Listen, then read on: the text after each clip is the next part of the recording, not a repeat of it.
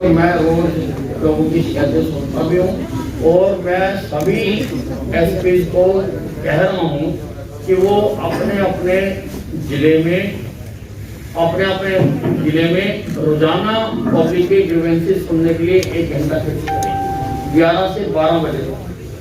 सारे प्रदेश के जो एसपी हैं, सीपी हैं, डीसीपी हैं, सब ग्रीवेंसेस सुने।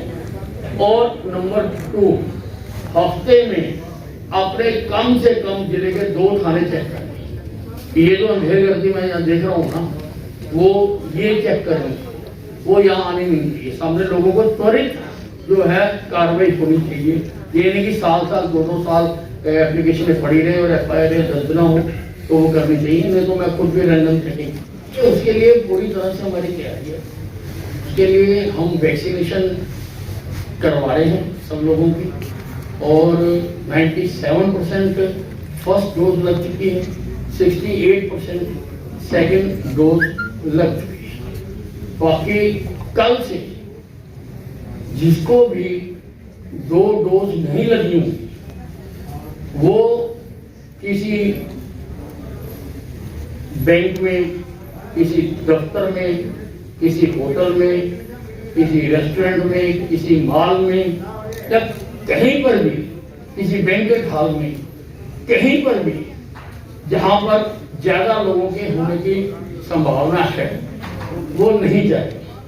और इसका दायित्व जो होगा, जो वहां का इंचार्ज होगा, उसका दायित्व होगा कि वो देखे इस चीज का कि 2 वैक्सीन लग गया।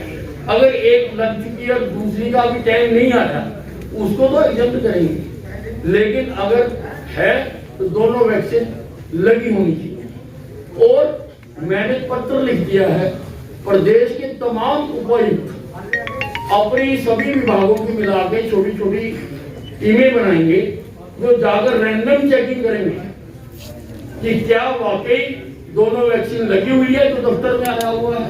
और अगर कोई ऐसा पकड़ा गया तो उसके खिलाफ सेक्शन 188 के तहत कार्रवाई करेंगे। सर, नया साल आ रहा है, पुलिस विभाग और स्वास्थ्य विभाग में क्या कुछ नया करने जा रहे हैं? मेरा प्रश्न, मैं तो पार्टी का एक वफादार कार्यकर्ता हूं। मैंने कभी भी अपनी पार्टी से कोई विभाग जहां कोई पद नहीं मिला। मुझे तो बीजेपी के दफ्तर का चपरासी भी बना देंगे तो मैं सहर्ष वहां पर काम करूंगा, लेकिन काम मैं इज्जत के साथ करना चाहता हूं क्योंकि ये मेरी आदत में शुमार है। सर, 2 मंत्री नए बने हैं, क्या उम्मीद जताई जा रही है, किस प्रकार काम करेंगे? नहीं, उससे बेहतर ही होगा।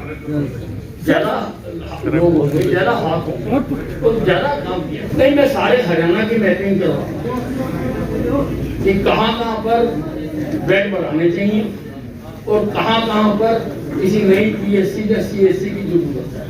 तो मैं सारे हरियाणा की मैपिंग करवा रहा हूँ क्योंकि ये आज तक तो केवल डिमांड के आधार पर जगह पर बनाए गए, जहाँ लोगों की जोरदार डिमांड नहीं थी वहाँ नहीं बनाया, लेकिन हमको स्वास्थ्य सेवाएं तो सब कुछ।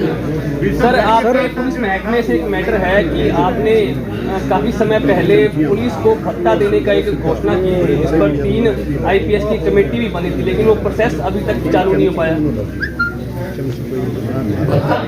किस अलाउंस कौन सा बताया? सर, एक सिविल हॉस्पिटल के लिए पंजाब के बराबर वेतन देने का सर आपने घोषणा की। हाँ जी सर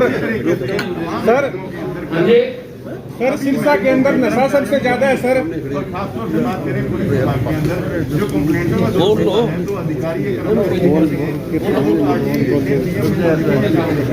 उसको पूरा करने के लिए क्या प्रयास किए जाएंगे? नहीं, उसकी भर्ती हम कर रहे हैं और लगभग 10,000 कर्मचारियों। सर, सिरसा में सबसे ज्यादा नशा है सर। 700 तस्कर हर साल मतलब जेल में जाते हैं सर, लेकिन इलाज के लिए केवल 10 लोगों के लिए बेड की सुविधा है सर सिरसा के। नशा मुक्ति केंद्र की वो मैंने 15 दिन पहले ही जो डी एडिक्शन सेंटर्स हैं उनकी सफिशिएंट व्यवस्था हर जिले में करने के लिए DG हेल्थ को कि हर जिले में वो रिपोर्ट आगे मेरे पास भेजी करेंगे और जहाँ पर जितनी जरूरत है उतने पर सर पुलिस के जवानों की भी बड़ी कमी है सर सिरसा में, अभियान भी तो इसमें मैंने आपको बता दिया कि हम भर्ती करना चाह रहे हैं। और सर सिरसा नागरिक अस्पताल में 200 बेड का अस्पताल वो जो स्वीकृत मंजूरी मिल चुकी है, पद भी स्वीकृत है, लेकिन अब तक आगे कोई कार्रवाई नहीं, जगह नहीं मिली। नागरिक अस्पताल में 200 बेडेड हॉस्पिटल बनाने की सर मंजूरी मिल चुकी है, लेकिन जगह अभी तक कोई डिसाइड नहीं हो पाई। नहीं पाया सर जिला प्रशासन। हाँ, मैं गया था जगह देखने, जगह की वहाँ पर दिक्कत है, जगह वो दिखा रहे हैं वो सड़क के बाहर है जगह, तो उसका देख रहे हैं। अगर मेडिकल कॉलेज बन जाता है तो शायद वो फिर कमी पूरी होगी। सर एक रिक्वेस्ट है सर, नशा को रोकने के लिए हम सारे हरियाणा में प्रतिबद्ध हैं और उसके लिए हमने Haryana state narcotic control board भी बनाया है, जो हमारी ही सरकार ने बनाया है और उसको सारी सुविधाएं दी जा रही हैं, सारे इक्विपमेंट दिए जा रहे हैं। अभी उनका मधुबन में हेड ऑफिस का उद्घाटन मैं करके आया हूँ और हम प्रदेश में अभी 14 तारीख को सारे प्रदेश में हर जिले में हमने आदेश दिए कि अपने अपने जिले में आप रेड्स करें और उस दिन 103 FIR सिंगल डे में दर्ज की गई सारे प्रदेश में और भारी मात्रा में वो सामान भी मिला। उसके लिए हमारी और भी योजनाएं हैं, हम लगातार लगे रहेंगे उसके ऊपर और सभी हमने जिलों के पुलिस अधिकारियों को कहा है कि इनके ऊपर सख्त कार्रवाई की। चिट्टे का प्रकोप बहुत ज्यादा है सर। मान चिट्टा हो काला हो सारे वो सर 112 बड़ा कामयाब रही है आपकी, हाँ जी। उसको और ज्यादा डेवलप करने के लिए सरकार क्या कर रही है? नहीं देखिए अभी वो सफिशिएंट है। आप देखिए 112 बहुत महत्वाकांक्षी हमारी योजना थी, वो हमने लॉन्च की। हरियाणा के हर थाने को 2-2 हमने गाड़ियां दी, 2-2 गाड़ियां हर थाने को दी, जो सारी की सारी कनेक्टेड है। सेंट्रल जो कॉल सेंटर है पंचकुले का, उसके साथ कनेक्टेड है। लगभग 600 ऐसी गाड़ियां हमने सबको दी और वो लोगों का रिस्पॉन्स बहुत अच्छा आ रहा है। 17 मिनट 54 सेकंड एवरेज आज की तारीख में हमारा रिस्पॉन्स टाइम आ रहा है, जब गाड़ी फोन करने के बाद लोगों के पास पहुंच जाती है। और काफी सर किसान आंदोलन के बाद किसान नेता कई राजनीति में उतर गए, उनके लिए आप क्या कहेंगे? नहीं, मैंने तो पहले ही कहता था कि बहुत सारे किसान नेताओं की राजनीतिक महत्वाकांक्षाएं जागृत हैं, इसी कारण से वो आंदोलन को चुनाव तक खींचना चाहते थे। इसी कारण से केंद्र सरकार के बार बार वार्ता के लिए निमंत्रण देने पर भी वो नहीं जा रहे थे। तो ठीक है, हर आदमी को अधिकार है, प्रजातंत्र है, कोई भी लड़ सकता है। मुकदमे कब तक वापस हो जाएंगे किसानों की?